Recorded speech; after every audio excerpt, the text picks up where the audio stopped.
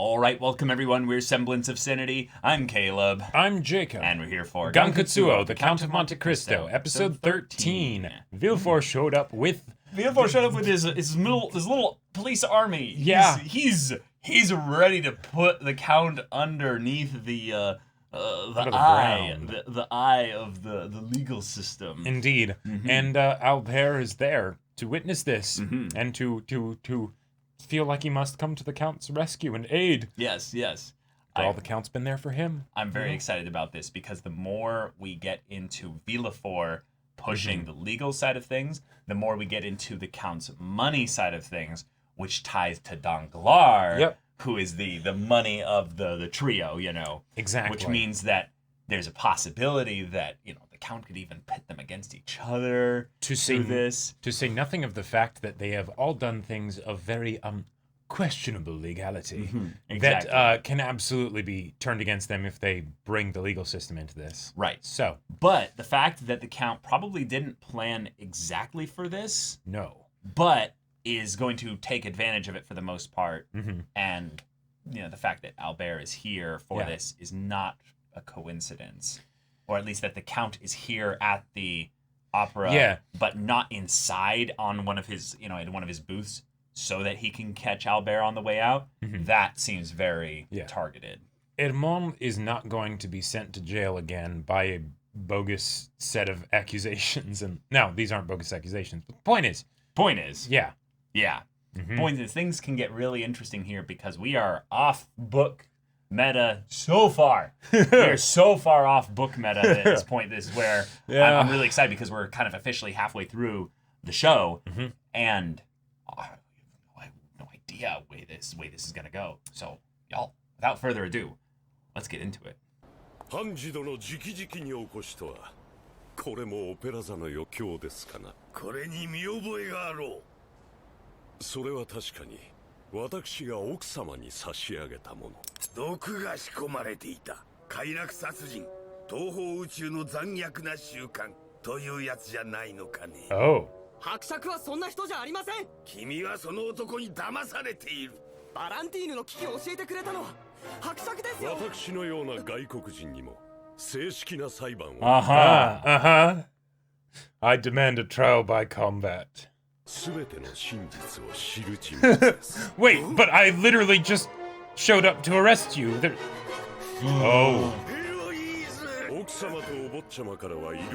Oh shit! My God! Shit! Oh!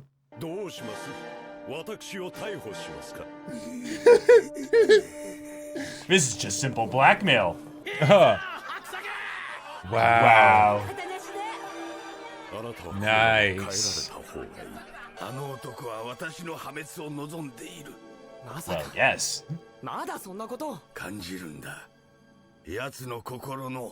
Albert isn't even questioning the poisoned ring. 父が何を言ったか知りませんが、私感謝なんてしてませんから。おや。オペラ座で演奏するのは夢だったけど、お金の力で実現したって。あのコンサートはあなたが実力で勝ち取った。 That's true. He was just putting butts in seats. Yeah. Oh. ダメか。ご依頼に該当する書籍は当館の And if an item does not appear in our records, it does not exist. Yeah. 宇宙随一の情報量を誇る法律図書館に登録されていない言葉があるなんて。資金援助を打ち切るだぞ。こっちもいろいろと物入りでな。大統領選はどうなる？ Whoa. He is separating himself from the three of them. Yeah. そしてビルフォール、手に手を取ってパリでのし上がるのが俺たちの夢だったじゃないか。うちのアナリストたちがな。Wow. Yeah. 閣下、東方宇宙第7艦隊と回線開きました。 Whoa, wait. Okay. Wait, why does he need to talk to a full fleet? Maybe because someone's looking into Gankutsuo. Monte Cristo 伯爵は今やパリの名士。Understandable. いきなり逮捕は無理ですよ。奴は何か企んでいる。証拠保安総局が動いてますよ。史跡判事が冤罪を企んでいるという容疑でね。Wow. あなたは少しやりすぎた。職務停止命令が出るのも時間の問題でしょう。バカだ。ビクトリア、奥様はお部屋で休んでいらっしゃいます。母さんにも困ったもんだ。オートユーのパーティーで夜風に当たって風邪をひいてからこっち。ずっとこの調子だ。私は一仕事済ませてきますから、それまで娘がお相手します。どうだ、軽くもう一曲。今度はアンドレア君のために。さて始めようか。ミシェル。モルセール将軍からアポイントが入っていますが。そんなことはいい。超高密度物質マーケットだ。急げ。たらふく食わせてやれ。Oh my god. Because the Count's just that wealthy. で帝国軍大攻勢の兆しありと情報だが。ガンクツ王ね。準備はいいか？ Ooh, It's this tech here. This is They're how they accessing access digital info. Yeah. 国家機密の館へようこ。 Whoa! Oh, this is cool. I love it. 検索ワードガンクツ王。リシュエンドプレイ一等書記官 S 種閲覧を許可する。ガンクツ王は暗闇の王。 Oh. Alright. その顔を見たやつはいねえ。その名を口にしちゃならねえ。金を破ったやつは死ぬより恐ろしい目に遭う。それは1000年ほど昔、金が辺境に現れ1,000 years ago? 支配しようとした。ガンクツ王は無敵だ。人の欲望を喰らい支配する。ルイ・フィリップ歴4002年6月、捕獲され拘禁された。 It's the information. Yeah. Shit. Oh. そしてどうなった？ 5043年12月23日、死亡を確 That's 認。その囚人の名は？仮面の男。 Wow. Okay. Nice. アクセスを中止せよ。なぜだ？お答えできない。その名は不正アクセス。不正アクセス。機密保持規則第6条第2項発動。 The information was destroyed because someone tried to access it. I Oh guess, my yeah. god. Holy shit. That's I am terrifying. very curious now. ノワルティエ老人なら、あるいはあの人が。昔内務省のトップだった。でも敵も多くてな、失脚した。 Gotcha. プリン Okay. スの暗殺事件か。彼は帝国との和平推進派だった。おかげで息子のビルフォールは出世に苦労したらしい。 His son 全て Villefort? は無駄になったがね。 No way! 父さん、地位も家庭も失ったこの私を笑ってるんでしょうね。父さんの主張に逆らって帝国との戦争を支持し、父さんの仲間たちを闇に葬った罰だって。俺はあんたを超えようと頑張った。主戦派の世の中であんたの息子であるってことが。 Yeah, that had to have been crazy. 職務停止だと。それがどうだ。どうした。俺はこのままじゃ終わらん。 Wow. Oh my god, this fleet. It looks good. ジュネーブでの和平交渉を見届けてからでも。叩ける時に叩く。 He doesn't have the funds for it. Holy shit.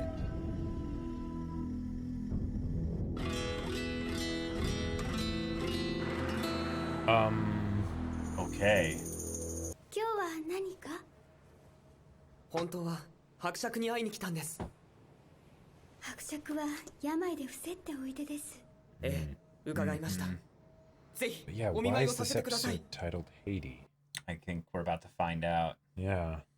ビルフォールさんに気をつけるようお伝えください。あの人はこのままでは済まさないと言っていました。だからアルベールさんは伯爵のことがお好きなんですね。あ、まあ私はとある辺境の星の王家に生を受けました。 Okay, let's get visual 東 aids. 方宇 Let's 宙 go. とこの王国の狭間にあって貿易で栄えた星です。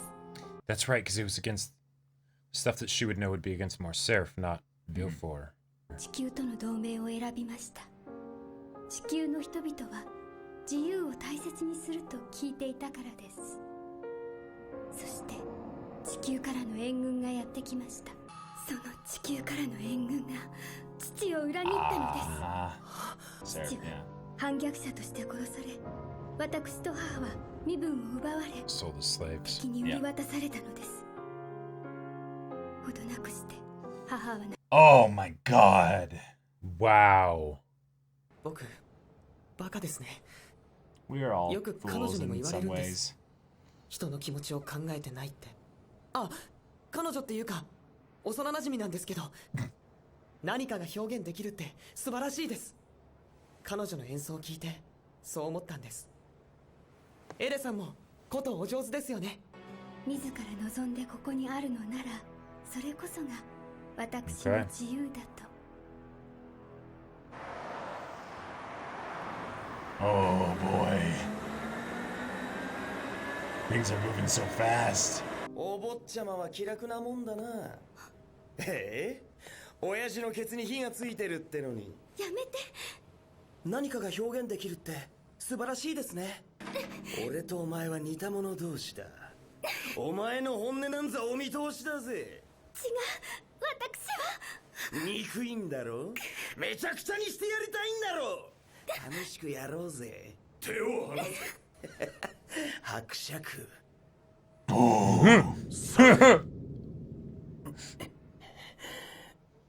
仰せの通りに。That would be so intimidating. Yeah. That was the Count almost being like, don't deign to think just because we're allies or we're connected that you have any right to be here. I will eat you. Yeah, I will tear you to pieces. Yeah. そしてあなたの残酷な決意を癒して差し上げられた。Ah, here we go. This is some book stuff. Yeah. 私、忘れることなどできなかった。あの時、復讐を誓った思いを。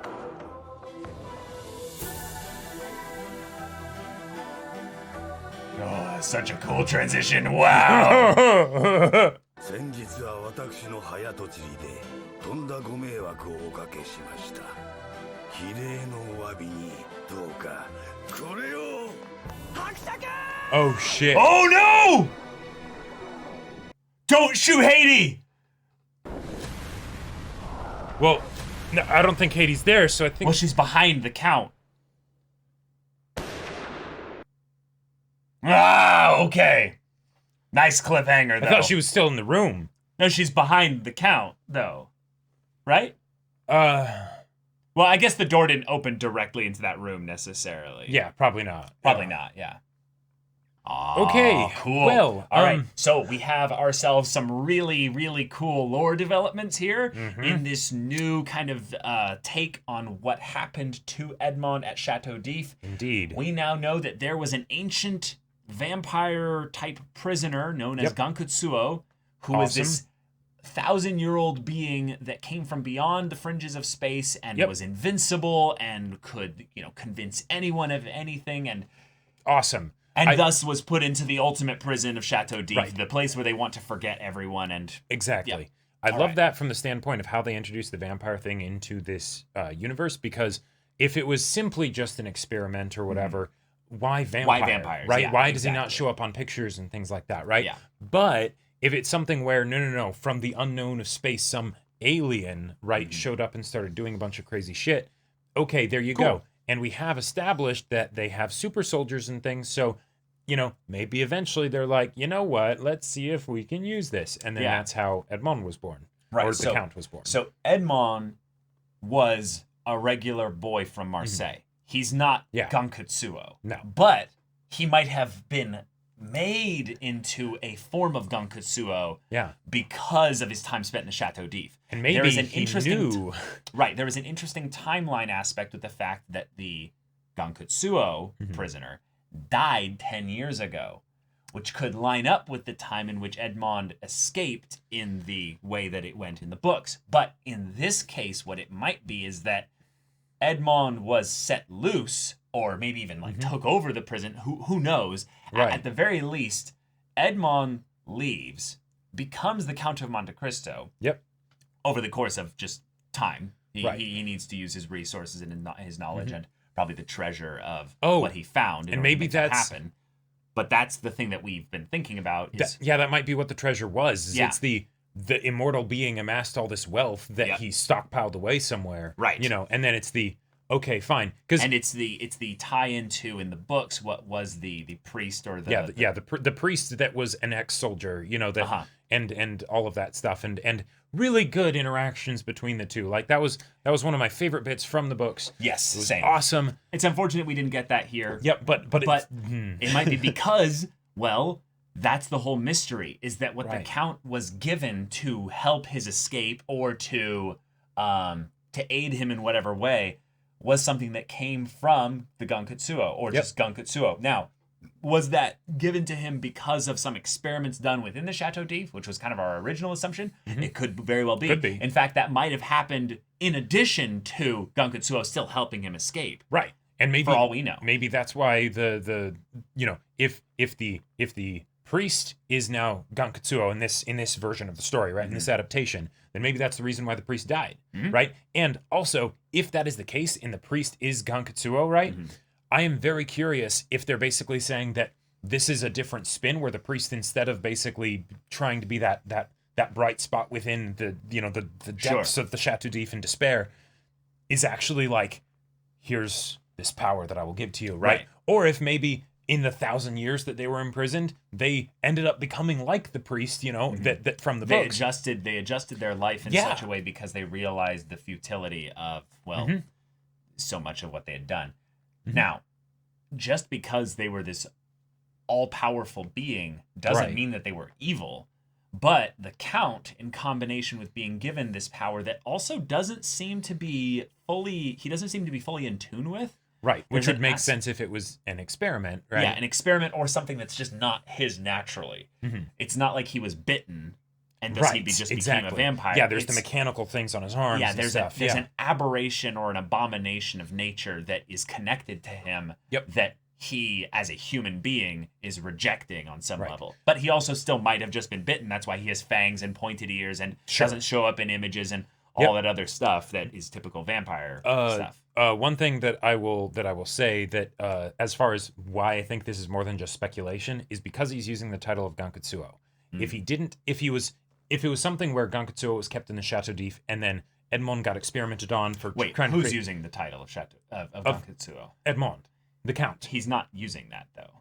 Yeah. When?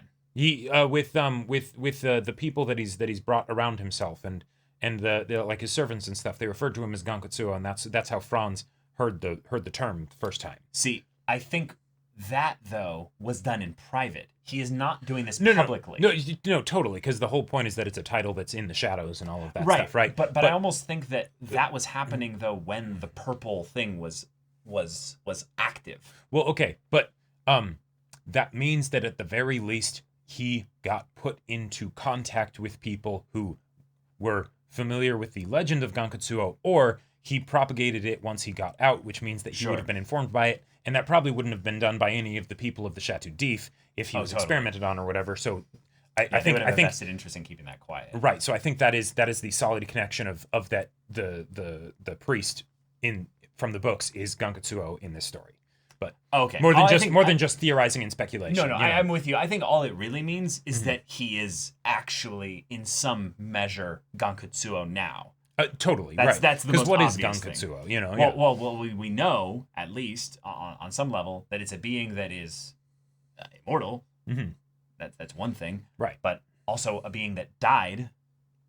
Now, how much of this info that they got from the super secret virtual reality databank center for the state secrets, so cool.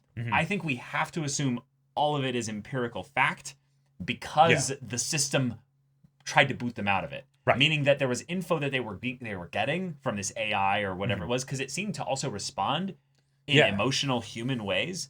Like it was like his name is it's no, and then it stopped, and then it booted them out by executing some kind of defensive mechanism. Right. It's ways to basically make it so that you don't have to go into code on the screen, ones and zeros, right? Because that's super dry and things like that, but also a bit harder to follow from the standpoint of the audience. And the show is aesthetic as fuck, Yes. so we gotta have everything style, style presentation, to the max. Yeah, with like the cloaked figures giving the initial bit of exposition. That was really creepy, but also really cool. Yep. Okay, so the Count.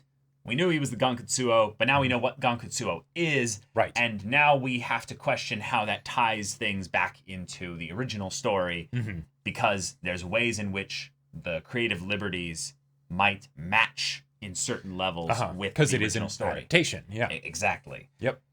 Now we get Cavalcanti really serving the Count here in a really powerful way. He is a bit of a mystery to us, though, because he's a name that we remember from the books. But there's a little bit of almost the way he acts that seems to imply that we're supposed to know, because we've read the books or something, who he is. Or what his main goal or motivation is. But it has to be a form of revenge, right? Right, because that's why he sees the kindred spirit in Haydee. Yeah. And also why he's so gleefully masking his his evil just I don't know. Remember when he was riding in the carriage and he comes out with Danglars and Eugenie, and they just kind of had this really nasty look. He very much feels like someone who's similar to the Count in disposition, right? Right, but he's a noob. Yeah, he's kind of a noob at it, right? So it's something where the Count needs to keep him on a short leash, basically, and say hey, okay, if what you respect is force, then get the fuck out. Yeah, let me remind you what is off limits. Right. And you are still nothing. Yeah, my estate is one that I do not want you on without me being here. If you're going to lay a hand on Haydee, then your partnership with me is forfeit. Right. I made you and I can end you. Yeah, that's the thing, is that we were talking about before the discussion, the idea that Cavalcanti feels like he's been given a weapon and set on a path by the Count. He's been equipped. Yep. But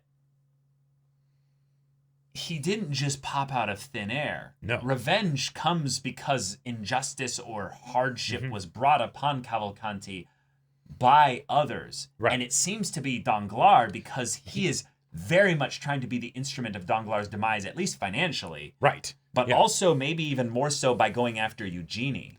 Yeah, he really doesn't seem to give a shit about Morcerf or Villefort. No. Right? And the way in which now it could just be that since he's young and handsome and all that stuff, Eugenie is the easy in with Danglars, right? And because if he has money and all that stuff, that's a way that then Danglars is like, ooh, wait, I can get your money and my family. Yep. Hell yeah. Yep. Right? But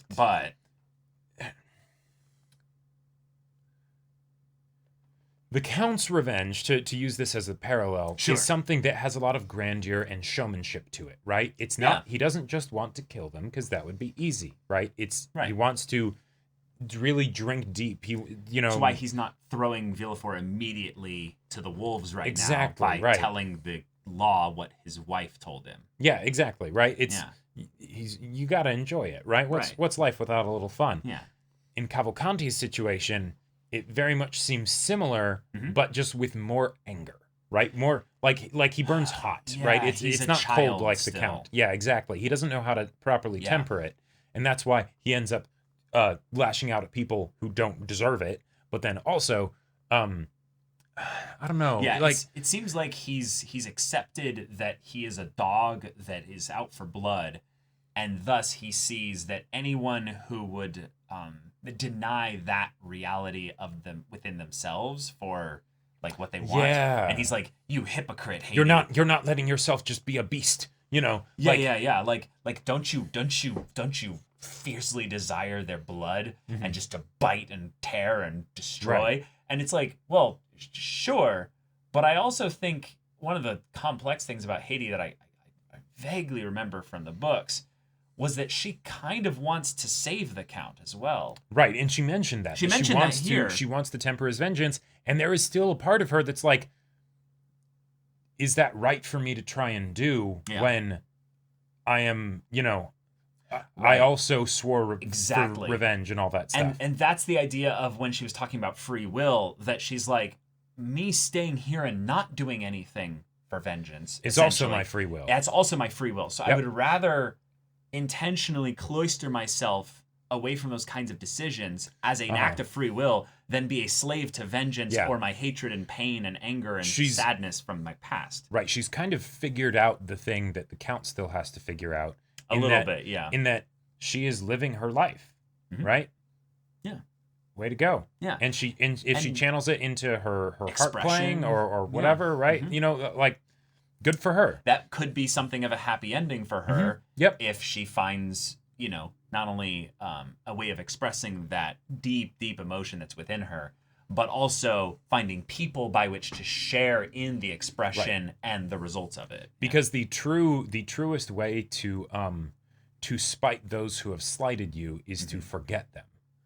Right? Ooh. Because the fact that the Count has dedicated his whole life to revenge, right? Yes, he will destroy his enemies, right? Yes, Guaranteed. He has the will to do it and all of that. Yes, he will make them shit and piss themselves as they realize what is happening, right? Yeah, as this all-consuming force. Yep. Just, yeah. But they still made you do that. You So know, who's really free? Yeah, who's really free? Who's really powerful? Yeah. Right? Could you actually turn away from this? You know? And Cavalcanti, the more and more I think about him, the more and more he kind of... I've seen his type of character in other stories. He has something horrible that's been done to him. Yes, absolutely. But we just haven't figured out what it is yet. And yeah. And yet, he has no one. One of the things that is very common, I would say, about people that go after revenge is that they isolate themselves. Sure. Because their passion is one that is so all-consuming them that it becomes, well, their sole reason for living. Yep. Now, you know, in some areas, there's probably ways for the Count to kind of have so much capacity for stuff beyond that he can have maybe a legitimate relationship with Haydee. It's its own thing. But Cavalcanti is not able to share that passion and express it really in an honest and true manner with people like Eugenie, because then he'll be revealed for what he is, an empty husk. Right. Now, he can share his story. Sure. And maybe there are people that would actually come along beside him and be like, you're like, you have a good reason to have hatred and anger in your heart, but so like, yeah, it's in that expression that you'll probably be saved, man. Like, let's actually there's something I want to bring up. Yeah. And this is Are you gonna tie this all back to the Count? No, it's the poetic irony of Cavalcanti. Oh, okay. Because what you said about revenge isolating people makes sense, right? Right. If you have aggressive feelings of that magnitude in nature, that's not exactly going to be relatable to a lot of people around you, right? Right. You know, it's you won't have a lot to connect with people, right? Hence why the Count gathered people that were, you know, also seeking revenge. Sure. But with Cavalcanti, he hasn't realized that Eugenie also kind of hates her dad. Now, not to the extent that he does. Absolutely. Yeah, absolutely. There definitely might be an area where it's not necessarily direct revenge against, you know, Senior Danglars, like Monsieur Danglars. It's just that the Count is being like, I will help you get your revenge, but I need you to use your connection that you're getting to the Danglars family to convince him to buy certain things, to sell certain things. But it's probably Danglars, right? Yeah. And if he were to tell Eugenie his story, she might run away with him.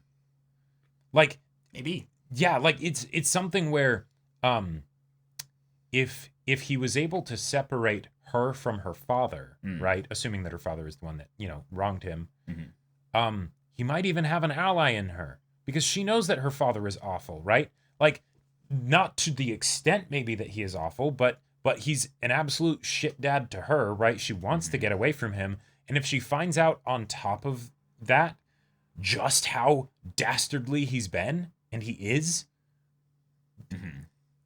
she wouldn't doubt it. Like, she'd be like, oh shit, really? You know? So, yeah. What was the part where... Was this the part where he has this, like, gleefully it was look? It was right after he stepped out of the carriage. Was it? Yeah.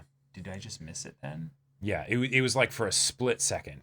No, there it is. There, yep, there it is. Okay, so yeah. I want to bring up the idea that actually maybe we've been wrong this whole time. Oh, yeah? And Cavalcanti, look at this. So Cavalcanti has rarely, like, dropped the mask. Mm-hmm. But here, we get kind of an innocuous scene, I would say, where it's like, oh, they're coming back home. Mm-hmm. It's just after Franz just has that look of, like, you know, man. Wait a minute. But then it's where's Victoria? Madame is resting in her room. And he's like, I have no idea what to do with your mother. And then it's she's been acting like this ever since she was out in the night air. Now remember what's going on with Villefort's wife, right? Villefort's wife. Right. Villefort's wife is just completely out of sorts because of what's been going on with him there. But ever since she was out in the night air at the party where it was revealed that she had the tryst with Villefort. And there was a child. And there was a child that they sired. Now we figured out that was probably Eugenie. But what if it wasn't? He does have blonde hair. He literally looks like Eugenie in some ways. Yeah. And this could be the twisted part, is that if he's her half-brother, sure, is that it's actually just revenge against the whole Danglars family. It's not specifically Monsieur Danglars. Sure. It's Madame Danglars for failing him as a mother. Right. It's Eugenie for being the one that got to be in the family and all this stuff there. Sure. And then maybe the great vengeance is, you took away my opportunity as a family. I'll take her away from all of you. God, maybe. But it's just the idea that this is the part where he drops the mask. Mm-hmm. And it's so gleefully at the fact that Monsieur Danglars' wife is suffering, which could be just that he wants Monsieur Danglars to suffer. But it's because this is a thing that's going to be your, like, part of your downfall. But he doesn't really give a shit about his wife. No, he doesn't. So why would that be revenge against him? Mm-hmm. If anything, this all could be a indirect way of getting vengeance against her. Yeah. That's a great point. That could be it. And that's the thing. He didn't just pop out of the ether. He has revenge on his mind. Also, so that means that he had to come. Well, his age is perfect as well. But the fact that he is somehow connected to these people in a personal and emotional way. Yeah. This is a perfectly open plot point of like. Yeah, and it did feel really strange that, like, the positioning of that episode where they go to the house and then they have like the whole thing of the searching for the box and whatnot, right? It felt kind of arbitrary and like. Wasn't that when he kind of was brought in? It might have been around when he was brought in, but also it was when the whole the whole idea of the tryst and the child and everything was introduced. Well, yeah, that's what I just said. Yeah. Oh, yeah. I was saying that night when they had the party. Yeah. That was the point when the whole scheme was brought up. And, yes. And the Count kind of maneuvered the two of them with Albert to discover I thought you were saying that was when Cavalcanti was introduced, which I'm not sure about. Well, I think it was both. It might have been. So it's almost painfully obvious then at that point. Yeah. Because if he was introduced at the same time as then that. Mysterious child and things. That also was blonde the same way as Eugenie. That's the same age kind of as Eugenie. Well, and that's also the way maybe a little bit older, if anything. But think about it the other way. That's the perfect way to cover it up. And I also want to throw this out here. What if it happened to be twins? Oh, that's even worse. And that's the way that they cover it up, right? Or although maybe that one. I'll just say, I don't think it's twins necessarily, but I would be. I would not be surprised if this story is one that, because I don't remember a lot of the middle stuff that happens in the book, that would have had a really kind of semi-incestuous pair that was being propagated through one of them desiring vengeance. Yeah. So that just fits in a lot of ways. Oh boy, but because it's not a direct parallel, but there are parallels to the Edmond Mercedes, Morcerf kind of situation. Ah, gotcha. And that there's an awkward triangle of interests basically here. Right. And then because of one party getting tossed aside and discarded, they end up getting forgotten as this skeleton in the closet when actually it's just something that's being put off and delayed. Yeah, because a couple decades. Because Because the thing that I was always wondering is like, what if there had been like a, you know, like the body of a dead baby inside that chest or something, right? I think that's what the chest was meant to make them think. Right. But no. Yeah. Or I don't know. That episode was a while ago. I don't remember it very well, but I'm very excited to see how this goes, and I'm glad that Danglars is starting to get fattened up for slaughter. Because not only is he getting fattened up, but he's pushing the other two away in specific key manners in a way that is going to make him think that when this stuff happens, that it's them getting back at him. Specifically, the fact that Morcerf makes a military move that might collapse the market of the thing that he's just buying into, because he needs to win the presidency. So it's circular. All right. It is something where the Count is inciting the rumors that would then make him think that it might be Morcerf getting back at him in some way. Right. But I just love how suspicion is keeping them pointing at each other and divided when the Count is really right there in plain sight. Villefort had the best of it. I mean, he's trying to shoot him right now. Go there with a gun, you know? Did. And now, he might have just shot Albert. Who knows? Yeah. He might have actually just shot the Count, and the Count is just going to be like, you thought you that missed, didn't you know, right. Yeah. Like, or at the very least, this is exactly what the Count wants to do, and he's the instrument of his own demise. He has a very uncompromising, innocent, stalwart witness who will be like, you tried to murder the Count. I tried to stop him. And this can be the ball rolls now for Villefort's demise, and especially then that cascades into the other's demise. Especially when he was already coming under fire from I've been suspended. Wait, what? You know, and then all of a sudden then he goes and, you know, tries to commit murder. Like you're done. Like from the perspective of how to actually address this issue, it's matter of fact, it's to the point. If not for the fact that the Count was a literal fucking vampire, it would probably work. It could have worked. It probably would have worked. It's like that's the most like, all right, I do this. This is perfect. There's no reason for this to stop. Oh, Albert's here. Well, I'll still manage to shoot the Count, I guess, right? Yeah. Oh, wait, what? If this was a mafia movie, though, what would have happened is he would have come in there with a crew of like 12 guys that are hired mercenaries, and they were just taking Tommy guns or the equivalent and just completely iced him, you know? Yeah. But no, he comes in the aristocratic kind of way with a small, invisibly tiny little gun that could hide in the palm of his hand. Yeah, exactly. Yeah. And just pop, pop, pam. Right. So I want him to actually shoot the Count and hit. I want it to be a thing where he gets surprised. Kind of this hurt. Is Baccano, you know? Right, exactly. But that's not fair. Yeah. So anyhow, next episode, y'all. Without further ado, I don't even know. That's the intro. Thank you so much for watching this episode's reaction and discussion. If you want to see the next episode's reaction and discussion, right now, go check out the link in the description below for our Patreon. You can get an early access there. You can also watch full-length timer reactions there, and all this comes with Discord access, so you can chat with us and the community there about this show, about anime in general, and also be sure to check out our Twitch channel. We stream every weekday. The info's in the description. Yes, if ain't that interests you, we'll see you there. But until then, we're Semblance of Sanity. I'm Caleb. I'm Jacob. And we'll see you all next time.